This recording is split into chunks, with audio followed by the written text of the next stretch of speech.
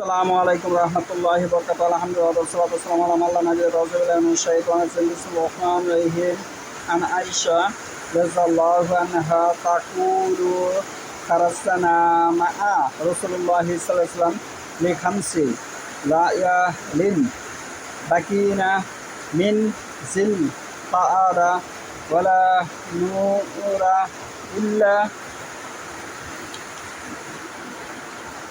হাস ফালাম্মা দানাউনা মিন মাক্কা আমারা রাসূলুল্লাহি সাল্লাল্লাহু আলাইহি ওয়াসাল্লাম মান লাম ইয়াকুন মাআহু হাদিয়ুন ইজা তাআফা বিল বাইতি ওয়া সা'a বাইনা সাফা ওয়াল মারওয়া আয়াহিল্লা ক্বালাত আয়েশা ফাদু খিলা আলাইনা ইয়াওমাত নাহার বিলাহান বাকারিন ফাকুলতু মা হাসা ফাকালা নাহার রাসূলুল্লাহি সাল্লাল্লাহু আলাইহি ওয়াসাল্লাম আন আসওয়াজিহি কালা ইয়াহইয়া ফাযাক্কারতু হাযাল হাদিস।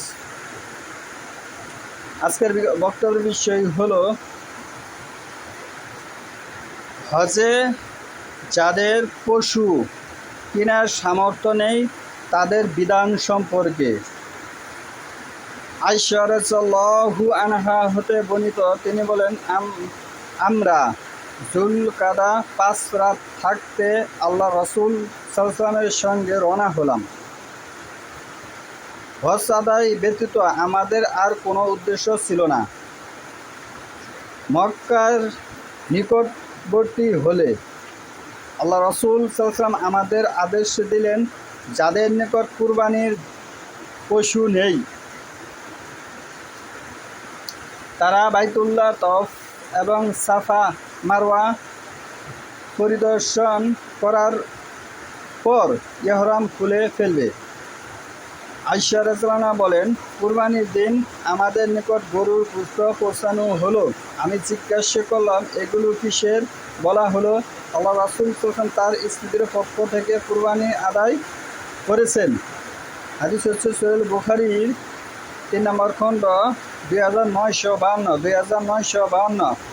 তাহলে যাদের কাছে কুরবানির পশু কেনার মতো সামর্থ্য নেই তারাও হজ করতে পারবে, কিন্তু বাইতুল্লাহ তওয়াফ এবং সাফা মারওয়া সাই করার পর ইহরাম খুলে ফেলবে। তারা ইহরাম খুলে ফেলবে, ওখানেই তাদের সমাপ্ত, ইহরামের সমাপ্ত তারা ওখানেই শেষ। তাহলে আমরা এখন দেখতে চাই যে বর্তমানে যারা হজ করে তাদের হজটাই হাদিসের সাথে মিল আছে কি না, এটি হচ্ছে আমাদের জানার বিষয়। তা না হলে যদি হাদিসের সাথে আমাদের হজের মিল না থাকে তাহলে সেটা বেদাত হিসাবে গণ্য হবে।